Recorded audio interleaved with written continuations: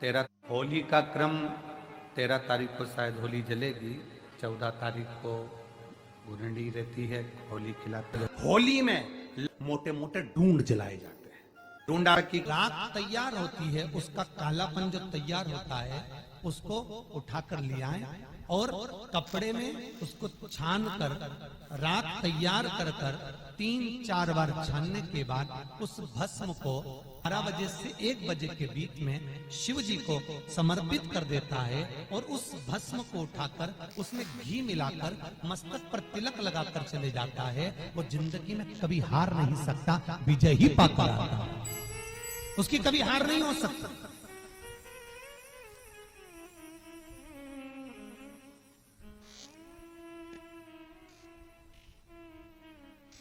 वो कभी हार नहीं सकता। शिव महापुराण की कथा कहती है वो भस्म विजयता को प्रदान करती है। आपको किसी से नहीं कहना, किसी के हाथ नहीं जोड़ना, केवल वो भस्म का तिलक लगाकर जिससे आपका काम निकालना है उसके सामने पहुंच जाए, आपको सुख का अनुभव हो जाए, कार्य सिद्ध। तो भस्म इतनी प्रबल हो, तो भस्म इतनी प्रबल हो। शरीर में बहुत बड़ा रोग हो गया, छूटने को तैयार नहीं है, बड़े बड़े इलाज करवा लिए, बहुत दिखा लिया, बहुत सब दूर इलाज करवाया, सब दूर दिखाया, पर मिटने को तैयार नहीं है। तो फिर अबीर का प्रयोग, एक चावल का दाना, एक श्वेत पुष्प और अबीर भगवान शंकर को समर्पित कर धीरे धीरे धीरे धीरे शरीर का रोग अपने आप समाप्त होना प्रारंभ हो जाए। पूरी कहानी गलत बताई।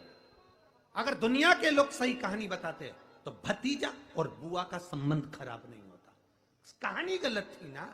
लोगों ने कहा, हिरण्यकशिपु ने अपनी बहन से कहा, बहन तू अपने भतीजे को गोदी में रखकर बैठ जा और चादर ओढ़ कर बैठ जाना, तू बच जाएगी, तेरा भतीजा जल जाएगा। तो बुआ भतीजे को जलाने के लिए गोदी में लेकर बैठी। बोलो सही है कि गलत है? लोगों ने कहानी गलत बताई। होली का लोगों ने कहा उसने अपने भतीजे को जलाया। पहले तो होलिका का नाम तो निकालो कि होलिका का नाम क्या है। कथा वालों ने कह दिया हिरण्यकशिपु की बहन थी होलिका, वो अपने भतीजी प्रहलाद को गोदी में लेकर बैठ गई। वो प्रहलाद को हाथी के पांव के नीचे डाला, खोलते तेल में डाला, अग्नि में डाला, इसमें डाला, उसमें डाला, नहीं मरा। आखिरी में अपनी बहन से कहा होलिका तो अपने भतीजे को गोदी में लेकर बैठ जा। पहले उस होलिका का असली नाम तो लाओ, जिस होलिका का नाम विष्णु पुराण में ढूंढा लिखा है। क्या नाम लिखा है? ढूंढा। होलिका का असली नाम लिखा है विष्णु पुराण में ढूंढा। इसलिए आज भी होली में लकड़ी नहीं जलाई जाती, मोटे मोटे ढूंढ जलाए जाते हैं, क्योंकि उसका नाम ढूंढा। और ढूंढा बैठी अग्नि में, भतीजे को गोदी में लेकर बैठ गई। उसके पास में एक ब्रह्मा जी की चादर थी, जिसको ओढ़ कर बैठ जाती थी तो आगी में जल नहीं सकती थी। ढूंढा ने देखा चारों तरफ से आगी लग गई, मेरा भतीजा जल जाएगा। तो बुआ को लगा मेरा भतीजा जल जाएगा। बुआ वो होती है जो दुआ देती है, बुआ कभी बद्दुआ नहीं देती है। और ढूंढा ने अपनी चादर को उतारा, आगी चारों तरफ से लग गई। बुआ को लगा मेरा भतीजा जल जाएगा, तो अपनी चादर उतार कर अपने भतीजे पे डाल दी और बुआ खुद जल गई, पर अपने भतीजे को नहीं जलने दिया। ये कथा है, पर लोगों ने उसको पूरी पलट दिया, पूरा पलट दिया। बुआ कब जलाई अपने भतीजे को? होली का क्रम 13 तारीख को शायद होली जलेगी, 14 तारीख को गुरंडी रहती है, होली खिलाती है।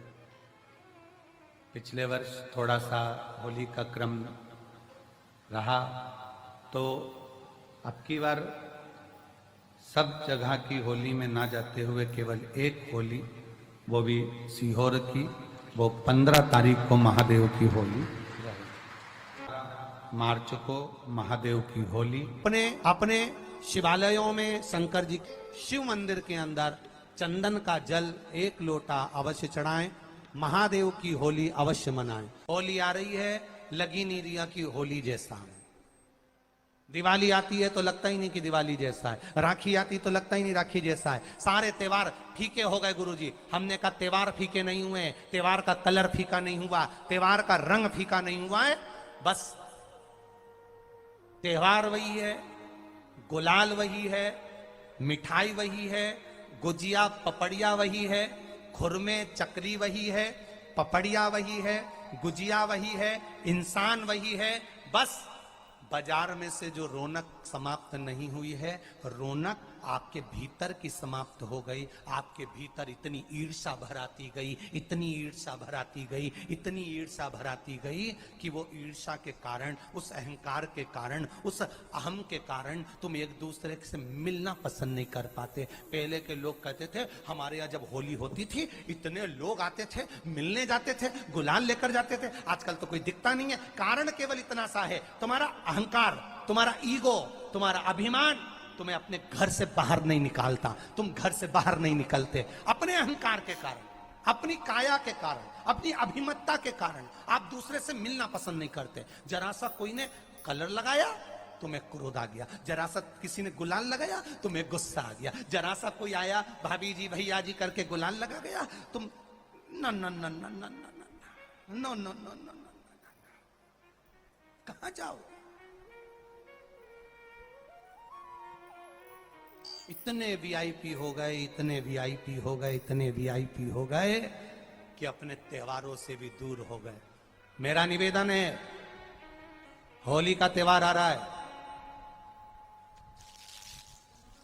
उस फागुन के त्योहार में मेरा देवाधिदेव महादेव माता पार्वती के साथ होली खेलता है, मेरा कृष्ण कन्हैया राधा रानी के साथ होली खेलता है। आप भी अपने इष्ट मित्रों के साथ होली खेलिए और दिल से खेलिए। अरे सीहोर में, सीहोर जिले में एक होली होती थी। उस होली का नाम हमने पिछली बार बदल दिया था। कौन सी होली कर दी थी? महादेव की होली। पिछली बार हमारे सीहोर जिले में हमेशा होती आई थी वो होली, थोड़ा उसका नाम हमने चेंज कर दिया था तो उसको महादेव की होली कर दिया था। मेरे सीहोर जिले के रहने वाले सभी रहवासियों से, जिले भर के निवासियों से निवेदन करना चाहूंगा, वो पुरानी होली को बंद कर महादेव की होली नाम दिया गया है। शिव मंदिर में जाना है, चंदन का जल शिव जी को 1 लोटा चढ़ाना। एक बात अपनी जिंदगी में उतार कर रखो, शंकर भगवान को घी का दिया भी लगाओ तो तुम्हारे घर में जो असली घी हो, थोड़ा सा भले 1 पत्ती लगाओ, भले इतनी सी बत्ती जलाओ, पर असली घी की जलाओ। शिव जी को अगर चंदन भी लगा रहे हो तो असली लगाओ। शंकर भगवान को चावल भी चढ़ा रहे हो तो असली चढ़ाओ। शंकर भगवान को अगर अष्टगंध भी चढ़ा रहे हो तो असली चढ़ाओ। केमिकल का कोई चीज मेरे महादेव को मत चढ़ाओ जिससे भगवान शिव की मूर्ति नष्ट हो। ऐसी कोई चीज मेरे महादेव को ना चढ़ाओ। अगर शंकर भगवान के साथ आप होली खेल रहे हो तो चंदन का पानी शंकर भगवान को चढ़ाइए, अष्टगंध का जल भगवान शिव को चढ़ाइए। तो करो तैयारी, आ रहा है त्रिपुंड धारी महादेव की होली। बड़े आनंद के साथ मेरा निवेदन, अपने शिवालयों में, शंकर जी के मंदिरों में, सीहोर जिले के प्रत्येक शिव मंदिर के अंदर चंदन का जल 1 लोटा अवश्य चढ़ाएं, महादेव की होली अवश्य मनाएं। और भाव के साथ 5 मंदिर हम भी जाएंगे, कोई जुलूस नहीं, कोई क्रम नहीं, बस बाबा को आराम से जल चढ़ाना ही एक नियम है और बाबा को जल चढ़ाएंगे।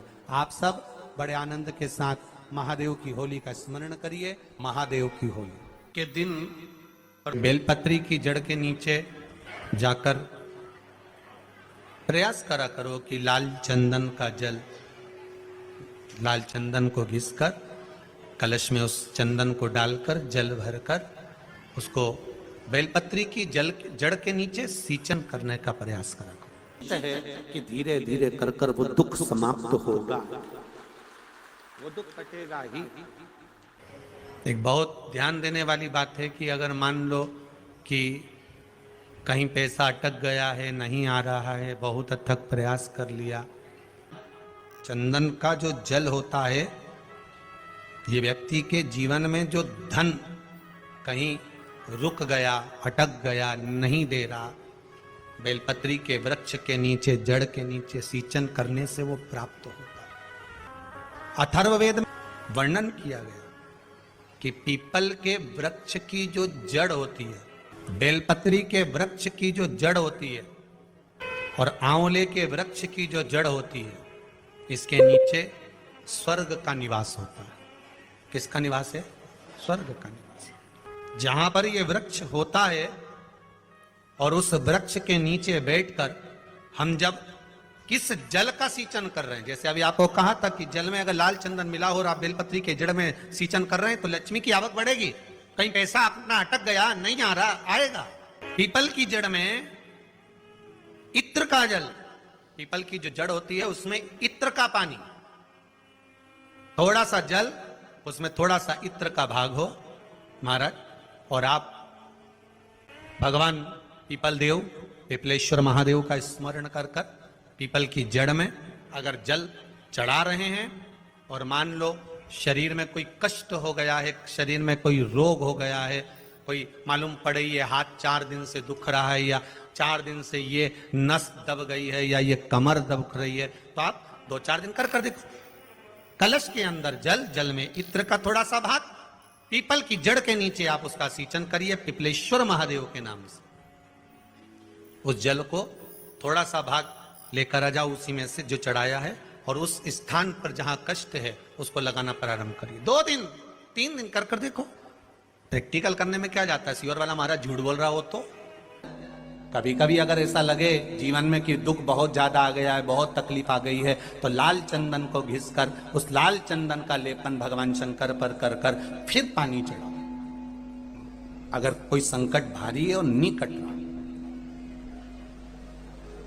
जैसे किसी नारी का गर्भ नहीं ठहर रहा, 15 साल हो गए, 20 साल हो गए, 25 साल, जैसे इसने लिखा एक माता ने कि 18 साल की बेटी हो गई थी पर संतान में पुत्र नहीं, तो उसने भाव से कथा सुनी।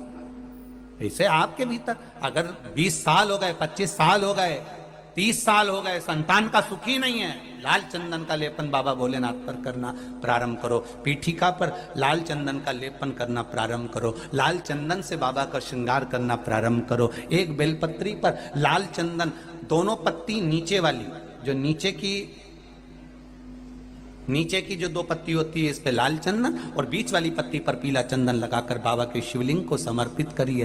बाबा से प्रार्थना करिए, रोज प्रार्थना करो। परंतु एक बात का स्मरण रहे, 25 साल हो गए, 20 साल हो गए, 30 साल हो गए, संतान नहीं, तो पहले जल से अभिषेक कराना, अभिषेक कराकर उस जल का आचमन करने के बाद हाथ को खासा करना, धोना, उसके बाद में फिर वापिस बाबा का स्नान कराओ, फिर चंदन का लेपन कराओ, फिर 1 लोटा जल चढ़ाकर बाबा का स्नान कराओ। बाबा का बड़ा सुंदर भाव से लाल चंदन से जो अभिषेक करता है, बाबा को लेपन कर कर फिर जल चढ़ समर्पित करता है, निश्चित है उसकी गोदी मेरा देव अधिदेव महादेव जरूर भरता है। ये निश्चितता है।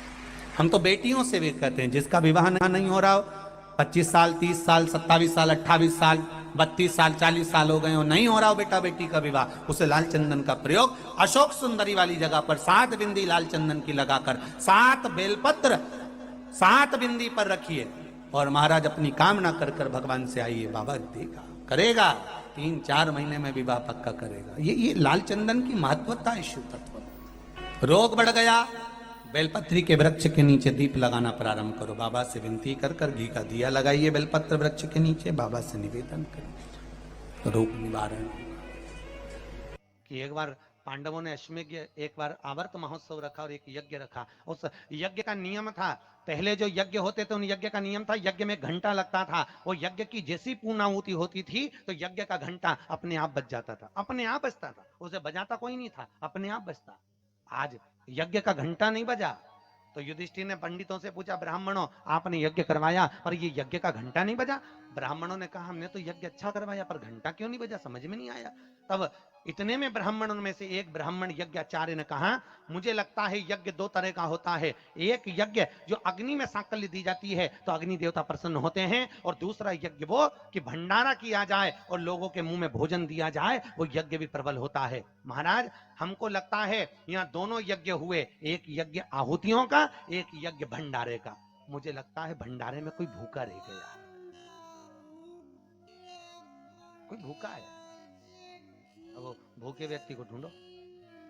पांडव गए और पांडव जाकर जरा पता करो कि भूखा कौन है अपने नगर में, यज्ञ का घंटा बजेगा। जाकर देखा तो एक कुटिया में एक संत बैठे हुए थे। बाबा आपने भोजन किया है? नहीं। आपने भोजन नहीं किया? नहीं। क्यों नहीं किया? मैं काहे को भोजन करूं? भंडारा हो रहा, चलो भोजन करो। नहीं नहीं, मैं नहीं करता। भंडारे में भोजन नहीं करोगे? नहीं। क्यों नहीं करोगे? मैं उसके घर में भोजन करता हूं जो मेरे को 108 अश्वमेध यज्ञ का पुण्य देता है। पांडव मेरे को 108 अश्वमेध यज्ञ का पुण्य दे दे, मैं उनके यहाँ भोजन कर लूंगा। अब पांडवों ने सोचा अपनी जिंदगी में पहला तो अश्वमेध यज्ञ कर रहा है, और 108 अश्वमेध यज्ञ तो हमने कभी जिंदगी में नहीं करे, तो हम इसको पुण्य कहां से दे बाबा को। पांडव चले गए। द्रौपदी ने पूछा कोई मिला? हाँ, एक संत मिला है, पर 108 अश्वमेध यज्ञ का पुण्य मांग रहा है। द्रौपदी ने कहा चलो मैं लेके आती हूँ उस बाबा को। द्रौपदी गई, रथ लाया गया। द्रौपदी ने कहा रथ में बैठकर नहीं जाऊंगी, पैदल जाऊंगी। चप्पल लाई, द्रौपदी ने कहा नग्न पैर से जाऊंगी। नंगे पैर द्रौपदी उस संत के दरवाजे पर पहुंच गई। बाबा चलो, हमारे यहाँ यज्ञ हुआ है, भंडारे का भोजन करना। बाबा कहते हैं द्रौपदी तुझे मालूम नहीं, मुझे 108 अश्वमेध यज्ञ का पुण्य दे दे, मैं तेरे यहाँ भोजन कर लूंगा। द्रौपदी ने कहा लो बाबा, संकल्प छोड़ती हूँ और 108 अश्वमेध यज्ञ का पुण्य तुमको देती हूँ।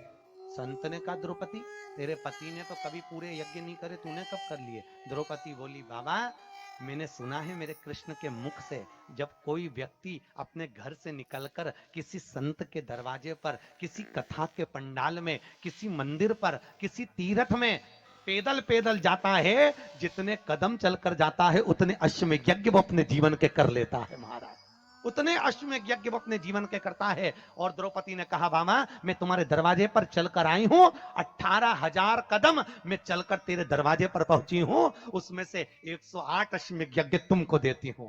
संत उठकर खड़ा हो गया, द्रौपदी के यहां गया, भोजन करा तो यज्ञ का घंटा बज गया।